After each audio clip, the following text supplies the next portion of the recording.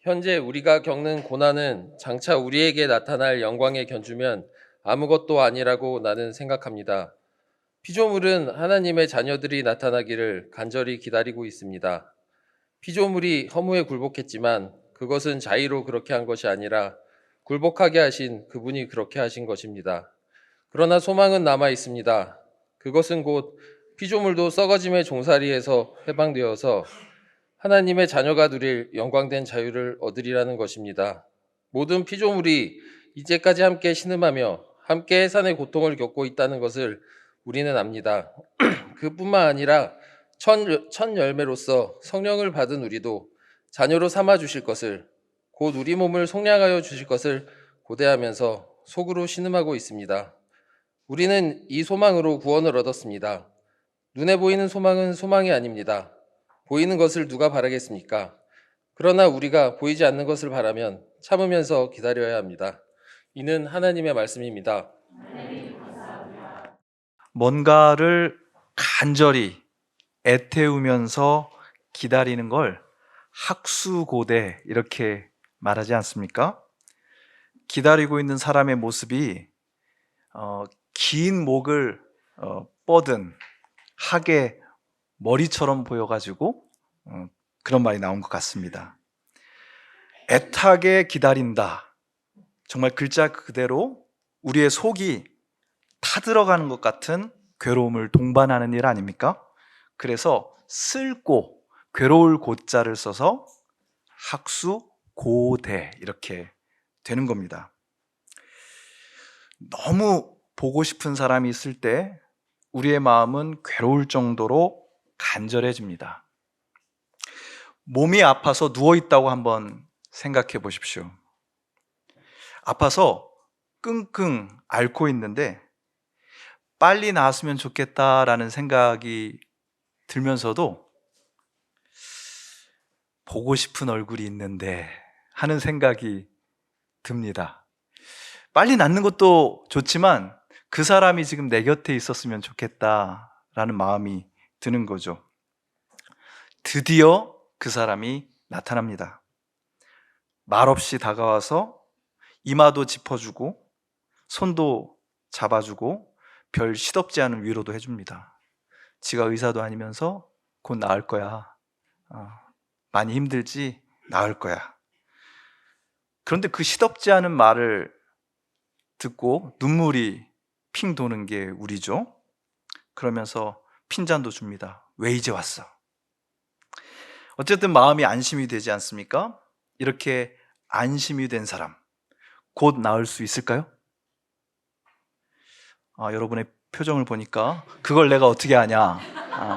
병세에 따라 다르지. 뭐 이런 얘기를 하는 것 같습니다. 그러나 여러분은 알아야 합니다. 알게 될 겁니다. 왜냐하면 이건 여러분 얘기이기 때문입니다. 지금 고통 속에서 끙끙 앓고 있는 누군가가 간절히 기다리는 사람이 바로 여러분이에요. 오늘 본문 19절에 이런 말씀이 나옵니다. 피조물은 하나님의 자녀들이 나타나기를 간절히 기다리고 있습니다. 원문 직역하면은요, 피조물, 하나님께서 지으신 이 창조 세계의 가장 간절한 기다림은 하나님 자녀의 나타남이다. 이렇게 할 수 있습니다.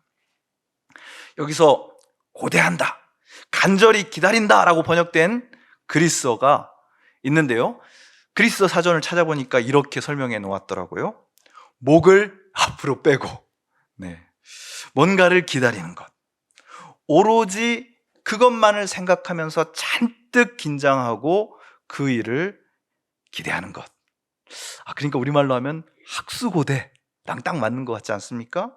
영어 성경은 이것을 the earnest expectation, 가장 진지하고 중요한 그런 기대라고 번역해 놓았습니다. 하나님께서 지으신 이 세상의 모든 피조물들이 뭔가를 간절히 목을 빼고 기다리고 있다는 겁니다. 뭘 기다려요? 하나님의 딸, 하나님의 아들들이 어서 나타나기를 기다린다는 겁니다. 그런 의미에서 오늘 본문은요, 정확하게 여러분을 위한 것, 여러분에 관한 것입니다. 왜 이 세상 피조물들이, 이 세상 자연 만물이 그렇게 간절히 하나님의 딸, 하나님의 아들들이 나타나기를 기다리고 있을까요? 그걸 먼저 알아봐야 할 것 같습니다. 22절에 보니까 모든 피조물이 이제까지 함께 신음하며 함께 해산의 고통을 겪고 있다는 것을 우리는 압니다. 우리는 압니다. 뭔가 심각한 상황이 전개되고 있습니다. 온 세상이요, 온 피조 세계가, 하나님께서 지으신 창조 세계가 신음하면서 끙끙 앓고 있어요. 또 다른 아주 신기한 표현도 나옵니다. 20절에 보면은 피조물들이 허무함, nothingness, 그 허무함에 져버렸다, 패배했다, 굴복했다라는 말도 나오고요. 그 피조물이 썩어짐의 종살이를 하고 있다라는 표현도 나옵니다.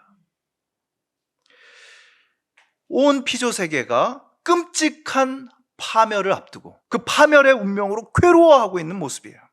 바울은 이걸 우리가 알고 있다라고 얘기하고 있습니다.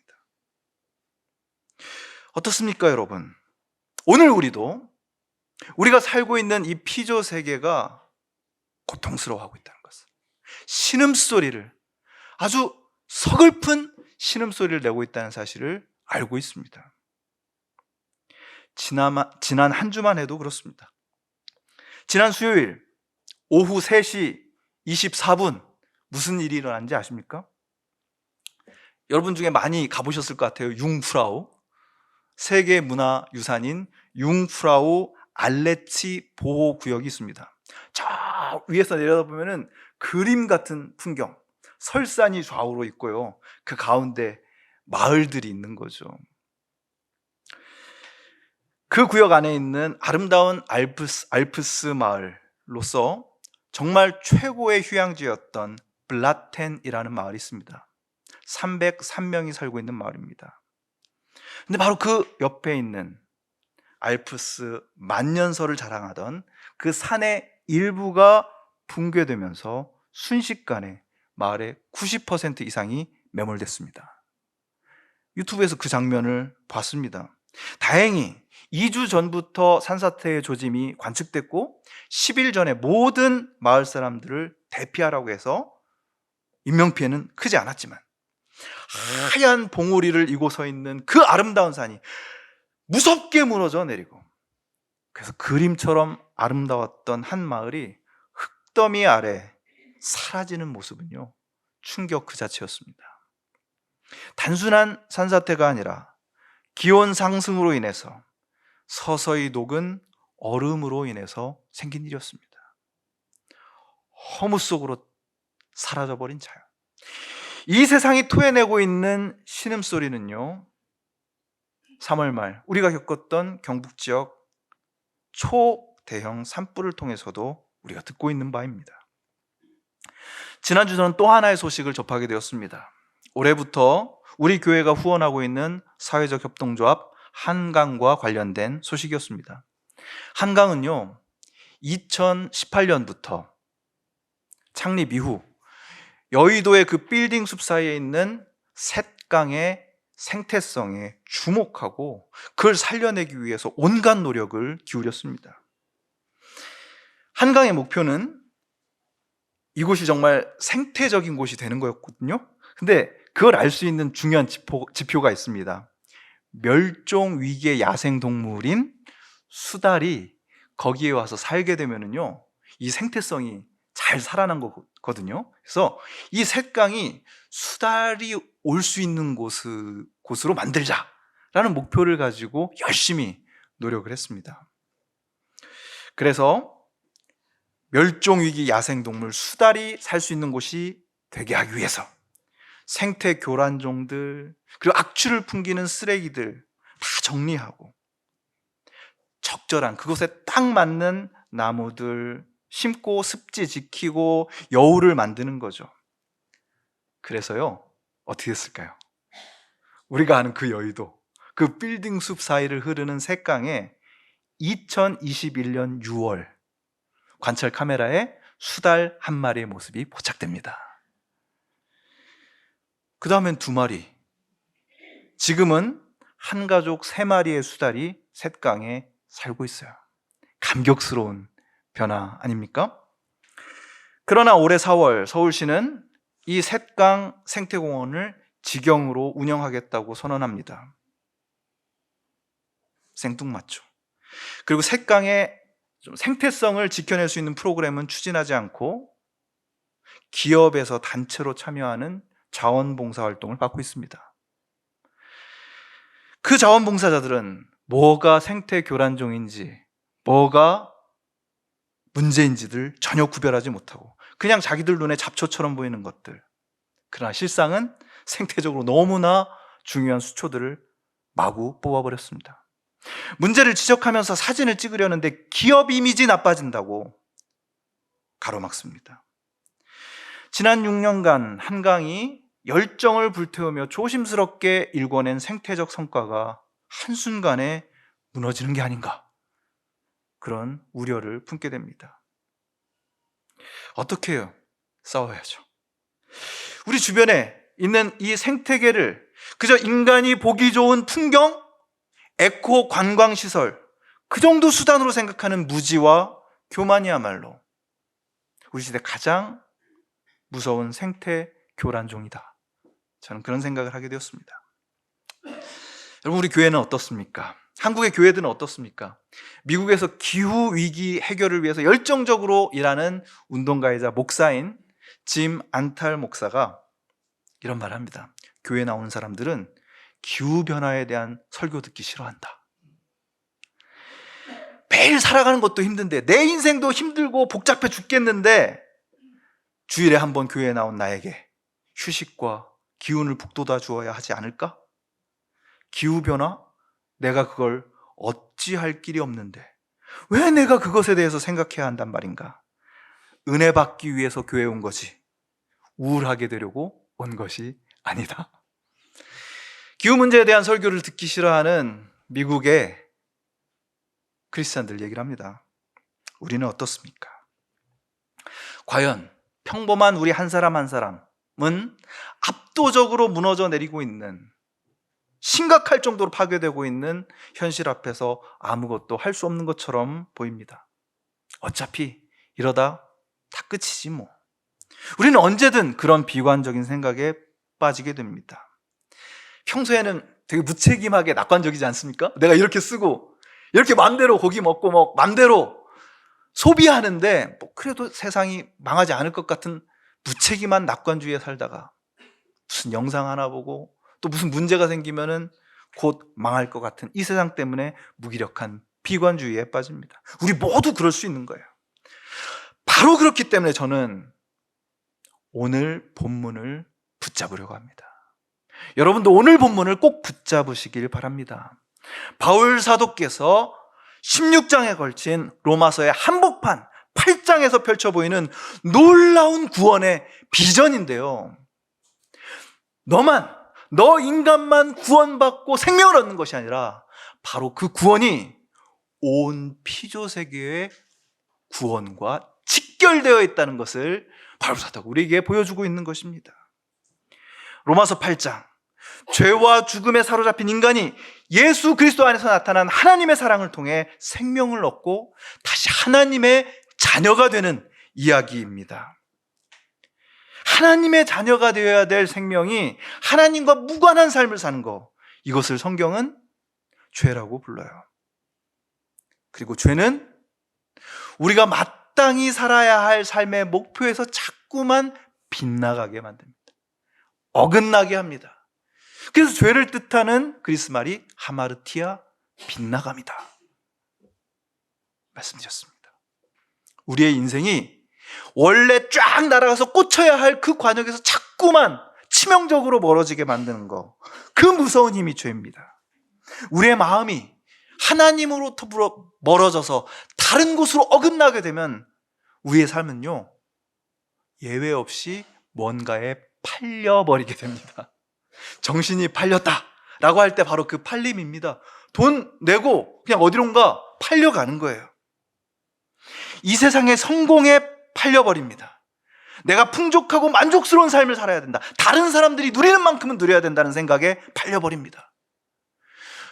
이 세상에 인정을 받아야 된다는 거, 거기에 팔려버립니다. 이런 것들에 팔려서 노예처럼 살아가는 거죠. 그리고 그 마지막이 바로 nothing, 허무다라는 사실을 성경이 우리에게 가르쳐주고 있어요. 생명이신, 사랑이신 하나님을 외면한 인간의 종착역은 nothingness, 허무입니다. 자, 그런데 여기서 놀라운 장면을 바울이 우리에게 보여주고 있습니다. 인간이 잘못했으니까 인간이 그 벌을 받아야 되잖아요. 그런데 하나님께서는 모든 피조물이 그 고통을 함께 겪게 만드셨습니다. 모든 피조물이 그 인간의 죄 때문에 단체 기합을 받고 있어요. 모두 함께 신음하고 함께 고통을 겪고 함께 허무에 굴복하고 썩어짐에 종살이를 하고 있습니다. 여러분 때문에 단체 기합 받아보신 적 있으세요?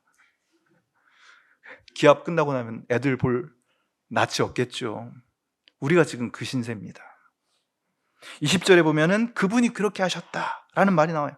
하나님께서는 인간과 모든 창조 세계가 그렇게 한 운명 공동체가 되게 하셨습니다. 바울 시대에도요, 끔찍한 자연재난과 지진이 있었습니다. 온 피조 세계가 다 무너져서 모조리 허무에 굴복한 것 같은 충격을 느꼈을 겁니다. 죄는 인간이 졌는데 벌은 모든 피조물이 함께 받는 거예요. 하나님의 자녀가 아니라 이 세상의 남자와 여자로 살아가는 사람들의 욕심과 광기 때문에, 멈추지 못하는 욕망 때문에 모든 피조물이 벌을 받고 있습니다. 그러니 큰일 났어요. 그래서 모든 피조물이 간절히 기다리고 있는 겁니다. 뭘 기다릴까요? 하나님의 자녀가 나타나기를 기다립니다. 여러분은 그 간절한 기다림의 대상이에요. 과연 그 간절한 기다림 이루어질 수 있을까요? 오늘 본문은요, yes라고도 말하지 않고 no라고도 말하지 않고 이렇게 대답합니다. 소망은 남아있습니다. 아슬아슬한 소망, 꺼질 듯 꺼지지 않는 소망이 남아있습니다. 그것은 저와 여러분이 죄와 죽음의 종살이에서 벗어나 다시금 하나님의 자녀가 되는 겁니다. 하나님의 딸, 하나님의 아들이 되는 일이 이렇게 중요해요. 우리한테만 중요한 게 아니라 우리가 살고 있는 이 피조 세계에 너무나 중요하다는 겁니다. 23절은 말합니다.